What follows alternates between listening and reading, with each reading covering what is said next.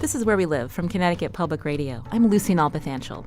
Did you suffer from spring fever? Winter was fairly quiet in Connecticut compared to past seasons, but there's still nothing like that first mild day to motivate us to get outside.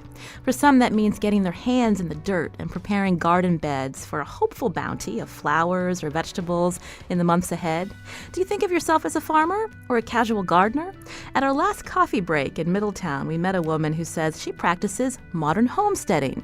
Of course, we were intrigued, so we got working on today's show. What does it mean to be a modern homesteader? Are you interested in learning how to grow your own food or raise some livestock so you aren't as dependent on the local grocery store? You can join our conversation today, 860-275-7266. As always, find us on Facebook and Twitter at Where We Live. Joining me now in studio is Farah Masani. She's a farmer, forager, and homesteader based in Wilton, Connecticut. That's in Fairfield County. Farah, welcome to our studio. Good morning. Thank you so much for having me here. I'm super excited to share. So we were talking about what it means to be a homesteader. And this is a lifestyle that you have chosen and been living for several years. So when you think about what led you to the practicing this, what were some of the factors?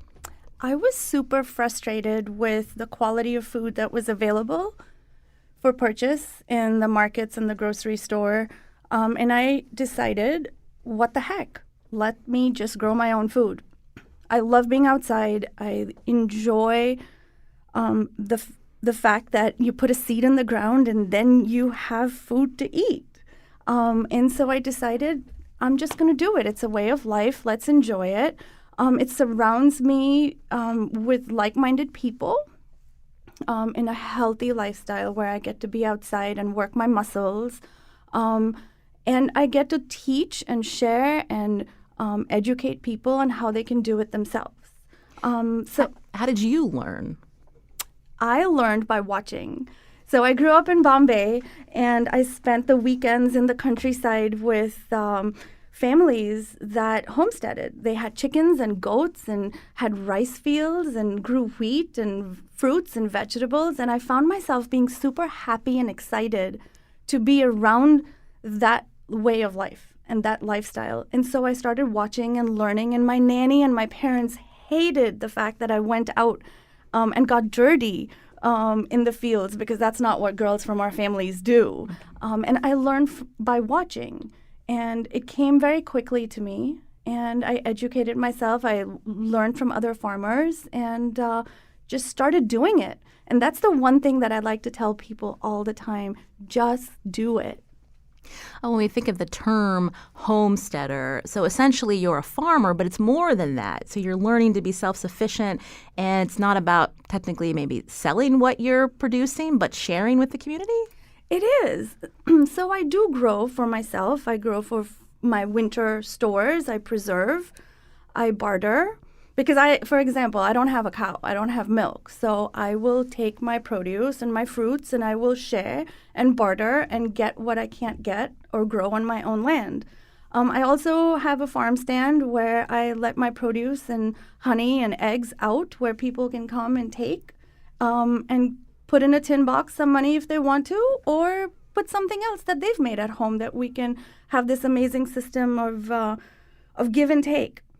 The goal was to be able to barter or grow everything except for toilet paper. So that's what me and my housemates, my fellow farmers, decided to do. Let's see if we can live by growing and bartering every single thing except for toilet paper. And we tried so hard. We made our soap. We tried so hard. We hunted Connecticut far and near for people who were willing to give us what we didn't have. So how did that go? You said you tried so hard. Were you able to do it? No. No. I wasn't able to find grains. Like, if you think about it, not a lot of growers grow grains. And where am I going to go get that? It's hard. But if you look and you keep looking, you'll, eventually find it. And so we had a lot of fun doing it. It's a great community. We really enjoyed life. We cooked together. We ate together. People from our town, our lovely town of Wilton, would wander by and they would wonder what we're doing. They're like, what are you doing? And how can we participate? They would send their kids to hang out with us and learn. That was fun. So I understand that you consider yourself a landless farmer. What does that mean? I have no land. At this moment, I've lost my land, so I'm using other people's land. I'm working with Jonathan, the farmer at Ambler Farm, which is Wilton's town farm, and helping him grow food for the community, for the farmers market, for the farm stand. And I love it. I also use people who have excess land, who don't want it to be a manicured lawn. And if they want it to be an edible garden, they'll reach out to me and they'll say, "Hey, Farah, can you turn this into a growing field?" And I'll say, "Absolutely, let's do it." And I'll turn it into a garden that's really beautiful, and grow food for them and for myself and for the community to share. You spoke positively about your town of Wilton, where you've lived for several years now. You're in a part of Connecticut that is wealthy. You mentioned people like to have the well-manicured lawn, but maybe necessarily don't have the time or interest in actually using the land to grow food. And so I'm curious if you could talk about that in terms of was it difficult to find people at first who said, that they'll let you onto their property because people really like to have, the private property, many acres, to grow food? What do they think of that, that partnership? So it's a mix. There's some people who absolutely need to have their manicured lawns. And then there's some people that are willing to explore, that are willing to give up some of their beautiful lawn to grow. And I think through education, through conversation, through talking about what the possibilities are, people are super curious and open, and they're wanting to do it. With the work Connecticut has done with the pollinator pathways and growing flowers and growing edibles, people are now learning and getting educated, and they really want it. So over the years, I'm surprised that the number of people reaching out to me have increased significantly to give up their land to turn into food. You're hearing Farah Masani. She's a farmer, forager, and homesteader based in Wilton, Connecticut. As we focus in on the people who are turning to farming to be more self-sufficient, are you one of them? Or you're thinking about ways to grow produce, maybe raise goats or chickens, and you don't know where to begin? You can join our conversation today, 860-275-7266. Fairfield County, obviously a place with very expensive land. If you didn't find these people willing to let you come on to their property, you wouldn't be able to farm down in Wilton. Yeah. For many years, I rented a very old house right in Wilton Town Center, and it came with land and acreage, and we just took this residential property and converted it into growing land. We had chickens, we had ducks, we had turkeys. This property was owned by a real estate person who really didn't care about farming but allowed us to do this. Unfortunately, we had to give up that property. It was over 100 years old and it was mold infested. So I had to give up this land and became a landless farmer. And then I ended up starting a farm for Barcelona Wine Bar, the restaurants in Connecticut, as a teaching place, as a training place to get chefs come close to their food, to learn how to grow food, and to use their food in their menus. We're going to take some calls. Again, you can call in at 860-275-7266. Before I do that, Kate on Twitter writes, I grow fruits and vegetables, raise chickens for eggs, and also have inoculated logs to grow mushrooms. It's partly because our food system is broken, she says, and also out of wanting to be more in tune with our planet. Plus, I think lawns for ornament's sake are dumb. Is that sentiment growing? That what's the point of having this manicured green lawn when you could be growing things and producing things to eat? Absolutely, that resonates with me very well, and more people are beginning to think like that. And don't get me started on the chemicals that go into our lawns. That's a whole nother show. But it's a reality that it's ruining our environment. Jesse's calling from Old Lyme. Jesse, go ahead. Hi, thanks for taking my call. Sure. I'm a fisherman. Well, I'm also a commercial fisherman in Alaska for wild-caught salmon. But here in Connecticut, it's we have such an opportunity to eat sustainably through our water systems. Now, granted, the stripers and the bluefish, as pregnant women and children, you have to kind of watch that. But there's so many species where you don't. The fluke, sea bass, tautog, blackfish, which was hugely popular in the 17 and 1800s, and these and many more species, porgy, and then even in the freshwater system, we have a stock trout, going on where you can buy your license and go enjoy fishing with your kids. And so not only is it eating sustainably, helping a Connecticut Fish and Wildlife or in the ocean, but it's a great way to fight mega farming and to get your protein yourself, and you can feel good about doing that as well. Well, thank you, Jesse, for your call. Farah is also a buyer again for the Barcelona restaurant group, or had been for some time. When we think about restaurants really bringing that farm-to-table experience, are they also thinking about the fish that we have in New England and bringing that to the table versus ones that are overfished and are problematic? Absolutely. One of the things that we worked very hard to do at Barcelona was to bring not only farm fresh produce, but also fresh fish from the waters that surround us. In the South, when we have fishermen that go out and trawl and bring that produce, that seafood, back to our restaurants, it is absolutely delightful for our chef to be able to showcase that. In Georgia, we had Georgia shrimp. In the Northeast, in Boston, we had dayboat fish. It is exciting, and it is fun to be able to share and promote that so our chefs can learn and then ultimately share that with our guests that come to the restaurants.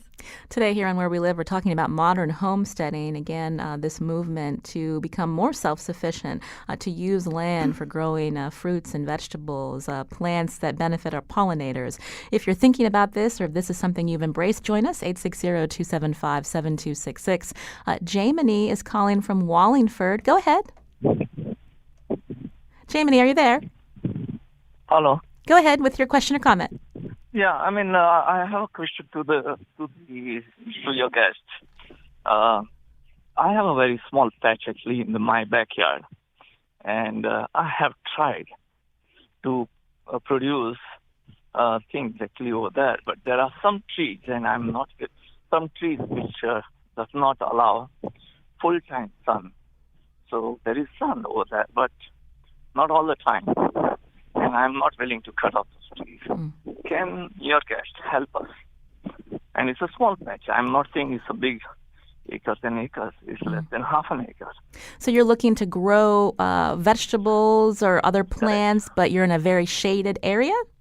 Not very shaded. I would say there are some trees that block sunlight for about 3-4 hours in a day. I would highly recommend growing leafy greens, kales, collards, chard, lettuce, arugula.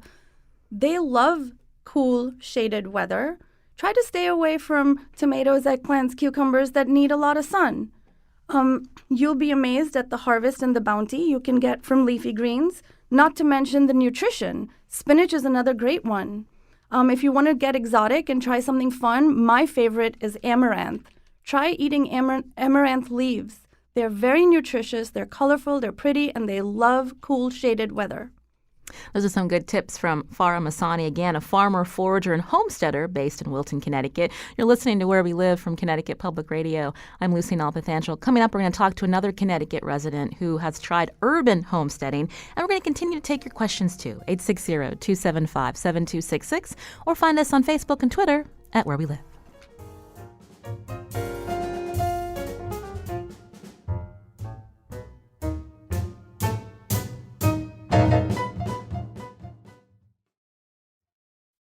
This is Where We Live. I'm Lucy Nalpathanchel. We're learning about a practice that's getting more attention in recent years, modern homesteading, when people choose to become more involved in growing and raising their own food. Does this sound like you? How did you begin? You can join us, 860-275-7266, or find us on Facebook and Twitter at Where We Live. In studio with me is Farah Masani, a farmer, forager, and homesteader based in Wilton, Connecticut. And joining me now in studio is Sven Peel, owner of Connecticut Edible Ecosystems. It's a sustainable landscape design company. Sven, welcome back to the show. Oh, thank you very much. So I understand you were technically a homesteader in Connecticut. Was it a few years ago? What led you to this practice? The economic crash of 2008. So when that happened, did you lose employment and you were trying to find ways to grow your own food so that you were able to live? Yes. In short, I was laid off, and this was at the beginning of the crash, so there were just more and more people being laid off and less jobs available. And I took, after some thought, took the opportunity or took advantage of the opportunity to learn how to take better care of myself. So where did you begin? We heard Farah say earlier she learned by watching. What about you? I grew up with a garden in Guilford. As a child, I had a community garden plot in New Haven, a little 4x8 raised bed for one season. And then the crash occurred, and I made a lot of mistakes from there. Like what? Oh, planting, like the gentleman that called with the shady yard.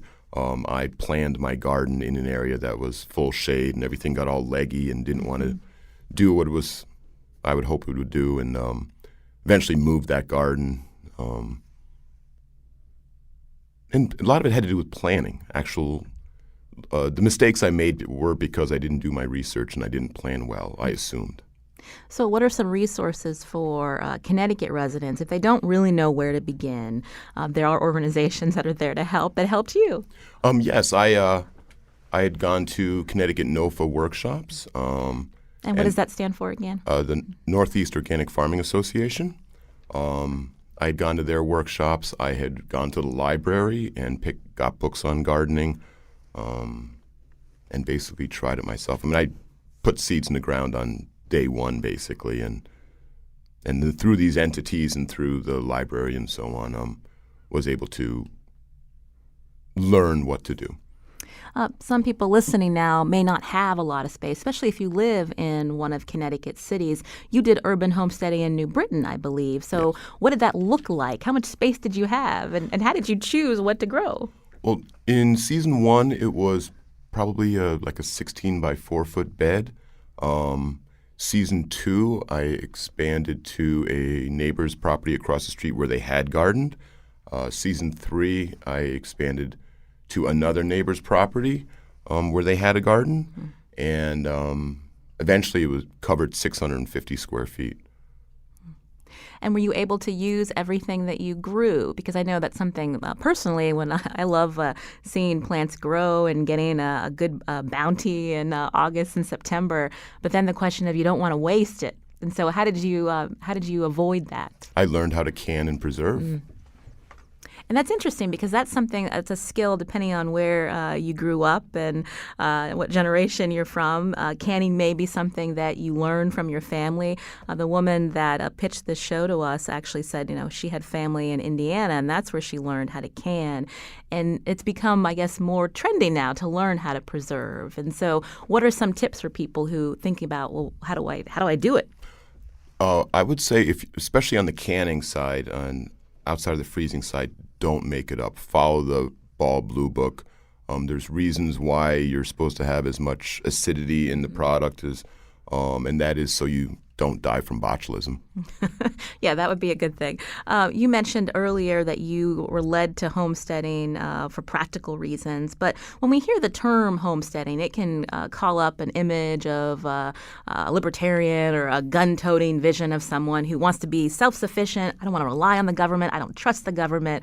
So how did you reconcile? When people hear homesteading, is it confusion about what it means exactly in today's generation? Well, I would, first off, to answer that, I would like to honor the original homesteaders of this country, the Native Americans. And from there, I would say that a byproduct of my process was to build community. That it was like was mentioned earlier, and so I had next door neighbor, a little very young girl who was in my garden all the time who wants to eat healthy food. She doesn't eat fast food today. I gave food to neighbors in need, and I think it's really a community building situation. I have run into plenty of people who think that I was sitting on my front porch in a rocking chair and with smoking a corncob pipe and holding a sawed-off shotgun, but that's the furthest from my thought process.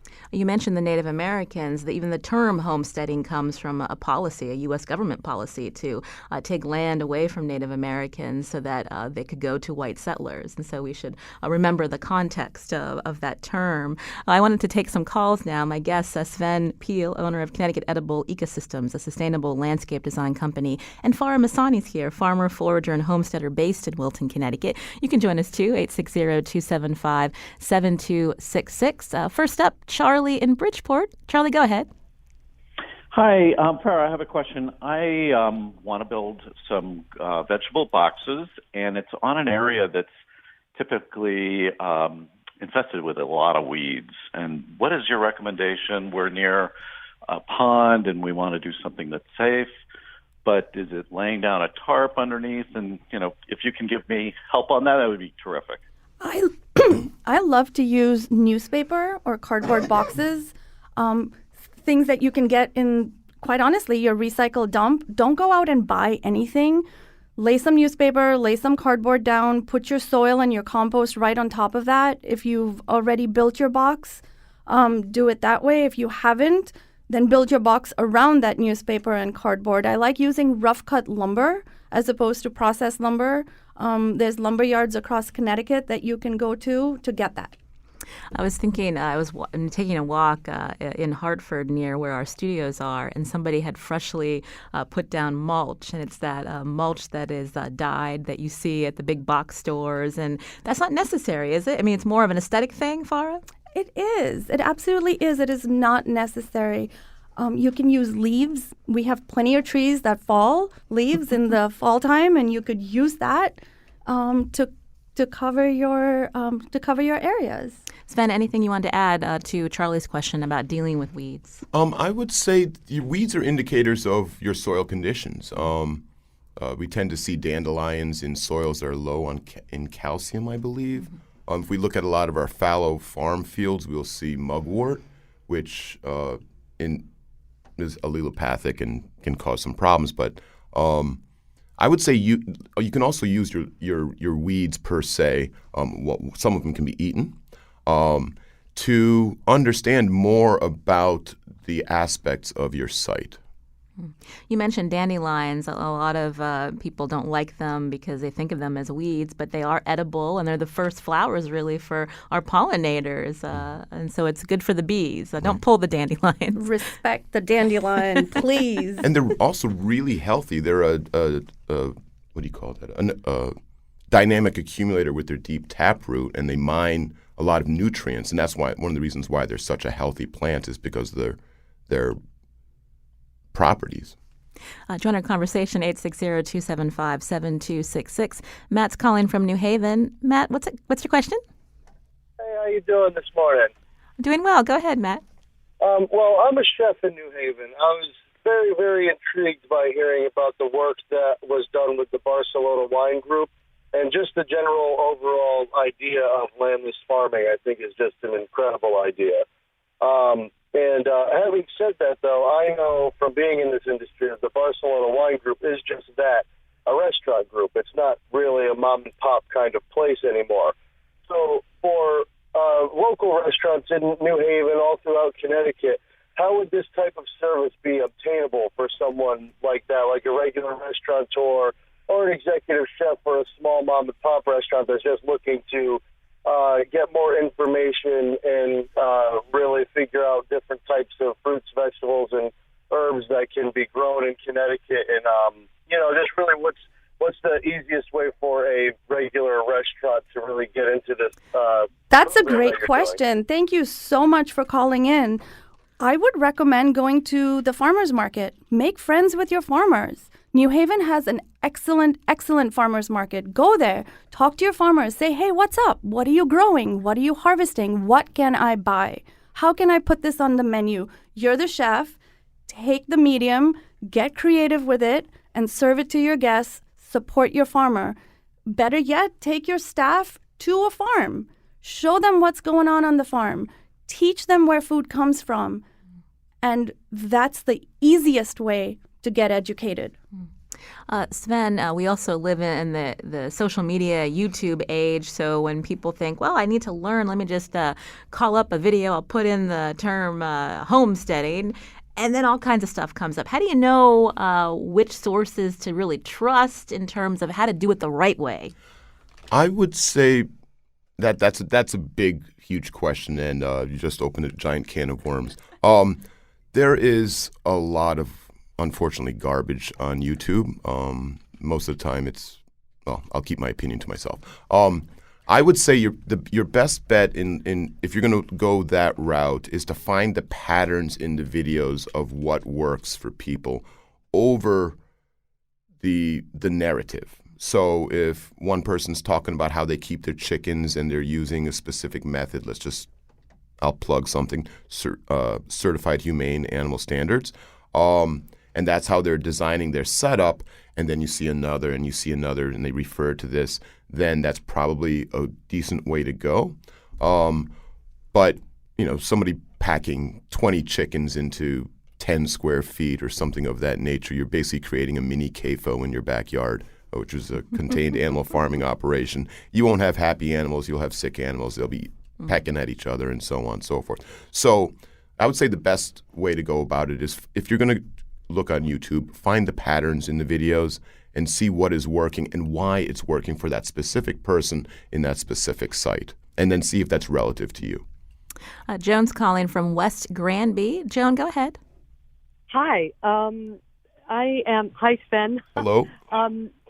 I have a school in West Granby called the Institute of Sustainable Nutrition, and we teach a lot of these practices.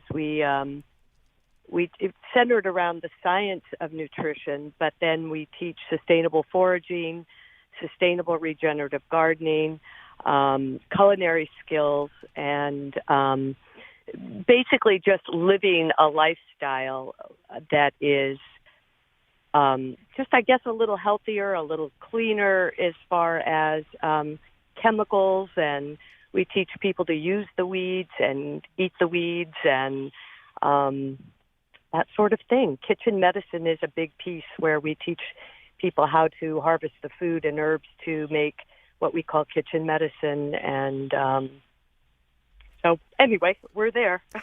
Joan, I'm just curious, is this a school that's just for adults, or are you also teaching young people?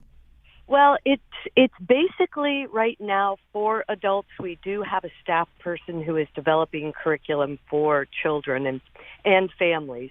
We feel that if you're going to teach kids, you really need to involve the parents so that the kids are empowered to take that information and really use it. Thank you for letting us know about your school in West Granby. I did want to turn back to the guests with my question about, we hear so much about the obesity epidemic and the importance of getting children to eat healthy food. But part of that, mindset is teaching them where the food comes from, getting them involved in growing the food. I'm just curious, what are the initiatives out there to encourage young people in this way, Farah? Just to give you an example, in the town of Wilton, each school, elementary, middle, and high school, has their own garden, their own greenhouse. They grow their own food and participate in cooking classes on site. Our middle school has a chef on site and a farmer.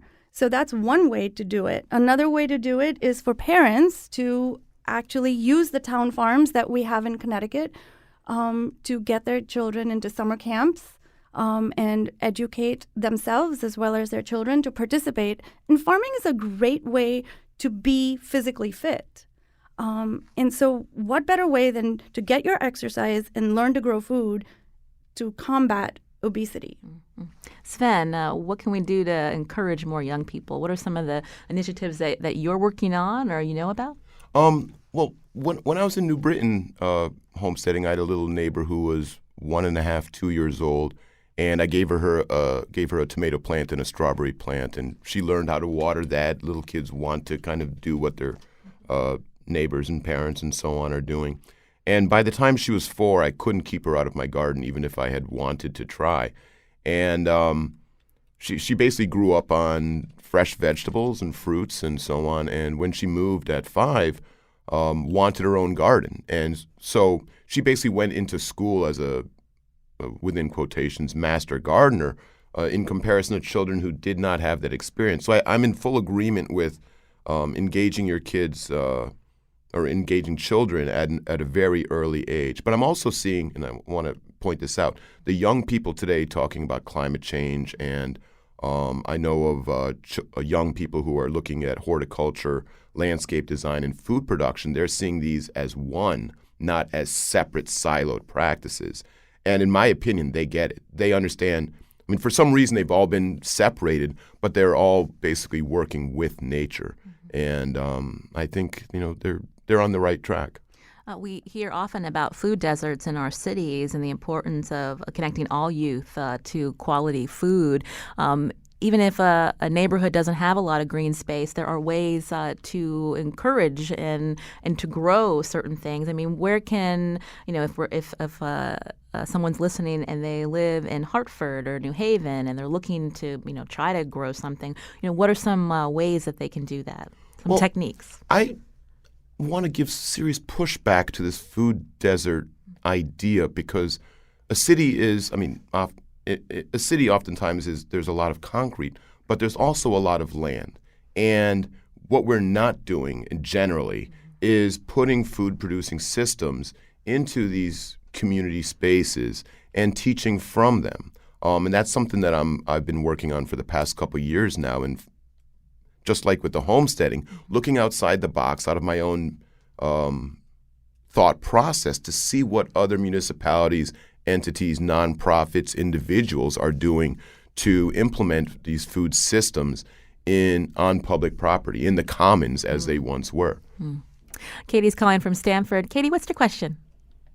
Oh, hi. I just wanted to say, first of all, thank you for putting this on the air. I live in Stamford. I have a very large garden, and it's been such a source of joy and family sharing. I grow a lot of vegetables that I end up sharing also with my neighbors. And my one question is, I have raised beds, and I have trouble getting my root vegetables to go down past where the raised beds are. It's North Stamford, so the soil is a little clay, a little rocky. And I put in sand, but I'm just curious if there's any other suggestions for growing. I'd like to grow more beets and longer carrots and all these wonderful different colored carrots that are coming on back into our world now. Good question, Katie. Farah? Are you direct seeding or are you transplanting? Oh, I'm sorry, but she's on hold now, so just... I'm sorry. I recommend starting seeds inside for root vegetables sometimes when people have a hard time having them grow down in their soil. Starting them inside sometimes gives the roots a jump start, and then when they're transplanted, helps them go deep down inside. So start that way. Sven, I'm sure you have another technique. So oftentimes on farms or in small garden operations, one will own a tool called a broad fork, and that is to loosen up the soil. It looks like a giant kitchen fork with 2 handles. I would say if you don't want to drop $200, $250 on a tool like that, use your standard garden fork and loosen the soil. Don't turn the soil, but loosen the soil. And you'll basically want to do this every season. You allow better water penetration as well as aeration slightly, to the soil. And I think the root crops will have a better chance in loosened soil. Our technical producer, Kion Wolf, mentioned straw bale gardening. Is that something that people can try to grow more root vegetables? And what is that exactly? Straw bale gardening I think it's a fad. And The problem is straw is primarily carbon, and you'll see. And we're gonna make some people uncomfortable at the moment. So, or not. So, I've seen at like festivals in Europe where they'll take a. Never mind, I won't go there. So straw bales are primarily carbon, and it has no nutrients really. So you'll end up having to do a lot more to add nitrogen to that. And then is it organic nitrogen? Is it synthetic nitrogen? The other minerals and so on that a plant needs. I do think it has a place and a purpose and so on. It just would take a bit more thinking about how the process works before one should just jump in and try it. So lots of different techniques out there. Maureen calling from East Hampton. Go ahead, Maureen. Oh, hi. Yeah, I would just like to talk about the benefit of our insect-eating bats. I'm a biologist. I've been working with bats for more than 25 years. They're wonderful creatures, and they consume tons of night-flying insects, including those that destroy crops. They save billions of dollars for farmers every year.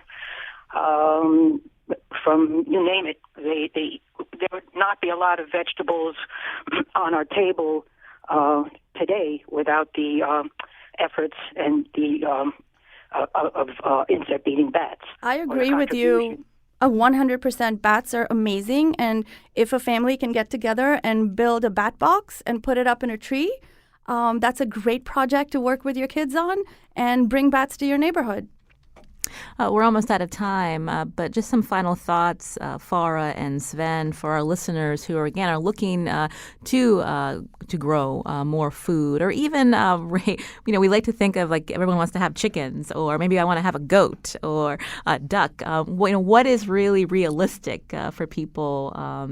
And what makes sense depending on where you live? I know there's different zoning requirements, Farah. I think it's super important for you to look at what you eat, see what you like to eat, and maybe try to grow it. I'm happy to help anyone that wants to grow. I'm happy to come out there and help you do it, teach your kids. But look at what you eat, and that will be your indicator of what you should do.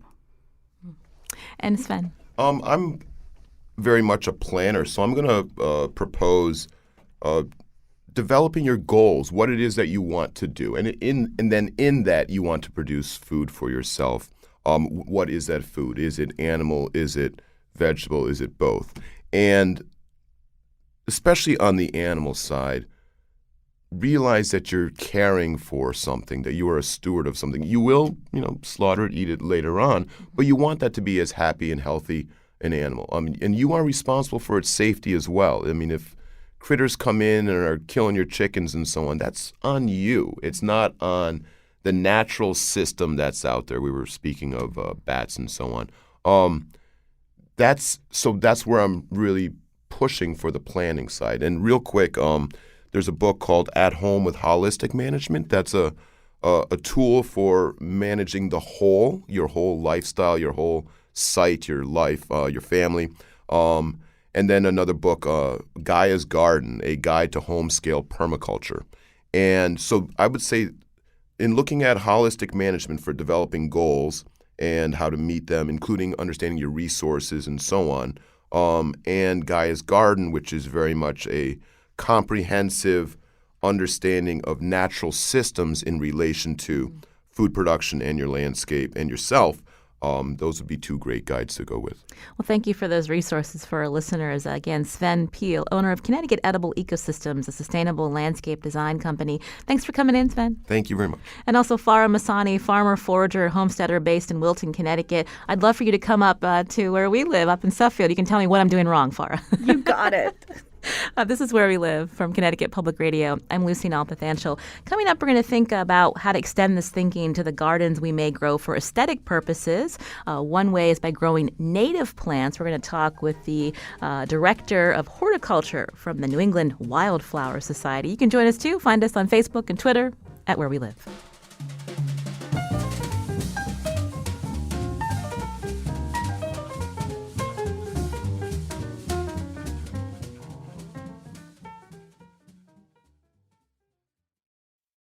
This is Where We Live from Connecticut Public Radio. I'm Lucy Nalpathanchel. Just a programming note, tomorrow we're going to have Connecticut's U.S. Senator Chris Murphy for the hour to answer your questions, so we hope you can join us. Now, today we've been focusing on farming, but gardens aren't just for growing vegetables. Joining me now to talk more about this is Uli Lorimer, Director of Horticulture at the New England Wildflower Society. Uli, welcome to our show.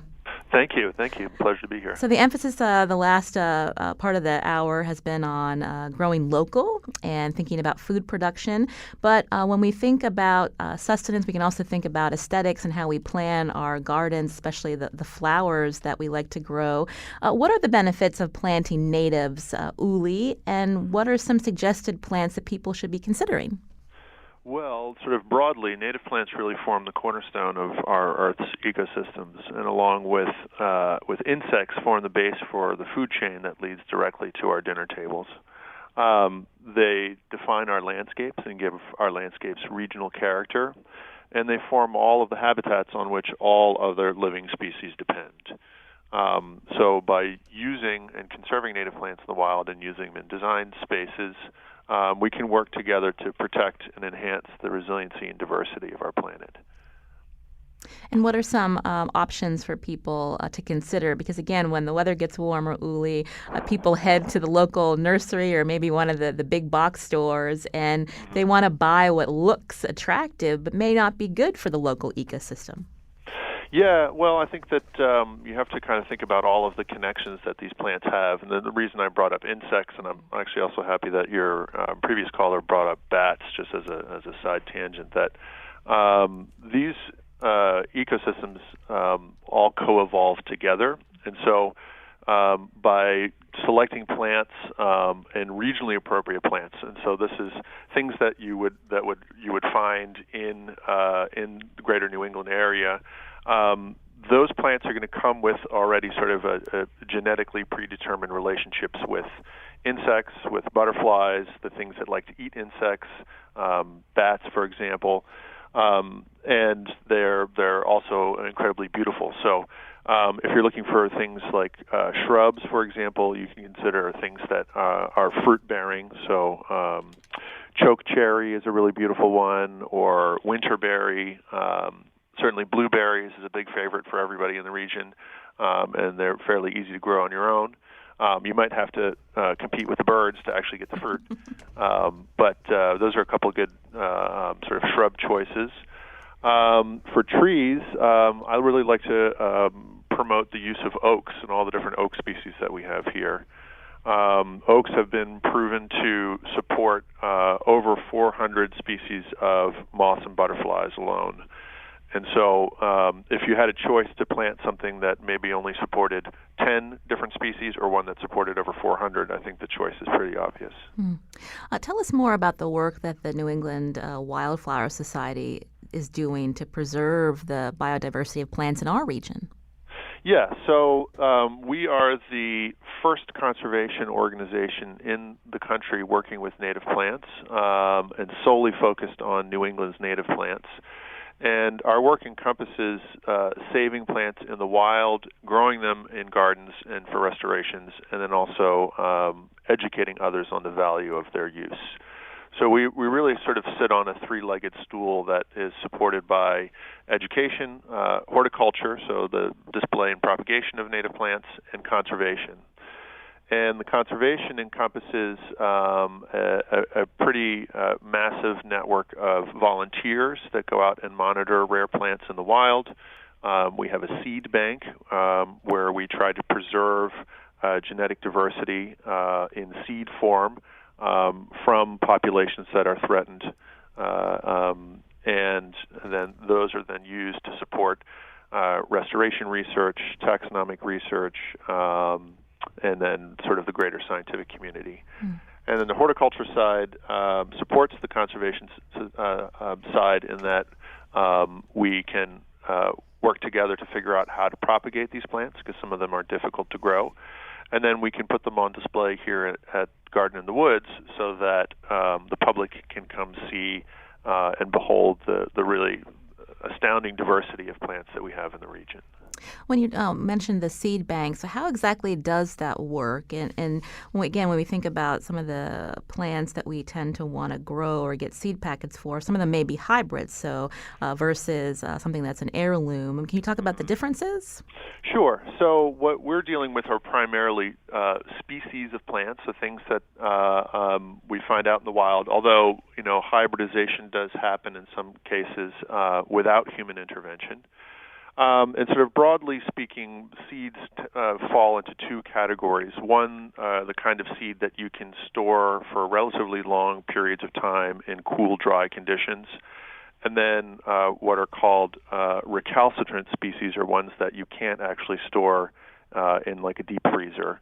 And so oaks, for example, fall into that category. You can't collect a bag of acorns and put it in the freezer and then expect to grow oaks in 5 or 10 years. So that kind of it poses a little bit of a challenge in that some plants need to be germinated and grown on a yearly basis, and other ones we can store for much longer periods relatively safely. When we think about native plants, some of them can be pretty aggressive, and then there's also certain states are, trying to prevent invasives from coming in and choking out the natives. And so I'm just curious, when again people are thinking about planting their gardens, what makes sense using a native that maybe doesn't take over, and which should be ones that we should avoid, Uli? Well, so the answer to that is a little bit more complicated and has to do with the process of succession. So I think many of your listeners can probably imagine an abandoned agricultural field in New England, and there's sort of a very well-studied progression of what happens when you stop intensely farming it, and that particular field then slowly over maybe 50 or 100 years turns back into forest. And usually the first species that come into this kind of situation are those particularly aggressive ones that if you plant this in maybe a smaller garden context, are quickly going to get out of control. And so, I think about goldenrods, for example. We have many, many species of goldenrods. Some of them are, the ones that you associate with those beautiful old abandoned fields in the fall, but those might not be the best choices for a smaller home garden because their role in the larger process is to colonize and take over. One of the ones that I find is much more well-behaved is called the anise-scented goldenrod, and the leaves, actually, if you crush it, smell like licorice, which is another nice added bonus. And it behaves very nicely. Stays in place, doesn't run, doesn't go anywhere. So even within a group of plants like goldenrod, you have some that are really wonderful garden choices, and other ones like Canada goldenrod, for example, that you might want to avoid unless you have lots of space for it to take over. Well, the New England Wildflower Society is definitely doing important work, and is it a place where we can come visit from Connecticut? Tell us more. Yes, absolutely. So our garden is going to be opening up officially for the season next Saturday on April 13th, and so we'll have a bunch of sort of welcoming events. And I think the strong suit of the garden at this point is really spring wildflowers. So certainly I think probably the peak of the show is going to be right around early to mid-May. We have a trillium week. I know trilliums are also very popular plants in gardens. We do have a number of different species for sale in our retail shop. But Garden in the Woods is also one of the national trillium collection holders, and so we have a really wonderful collection showcasing the breadth of diversity and form for trilliums, and we have a whole week at the beginning of May with different events sort of centered around appreciating and celebrating this very charismatic woodland species. Well, it sounds lovely. I should mention you're in Framingham, Mass. We're going to put details out on our website, WNPR.org/wherewelive, for our listeners to learn more. Uli Lorimer, again, Director of Horticulture at the New England Wildflower Society. Thanks for joining us today. Absolutely. Thank you so much for having me on. Today's show produced by Carmen Baskoff. Thanks to Seth Blair on the phones. Our technical producer is Kyone Wolf. I'm Lucy Nalpathanchel. As always, thanks for listening.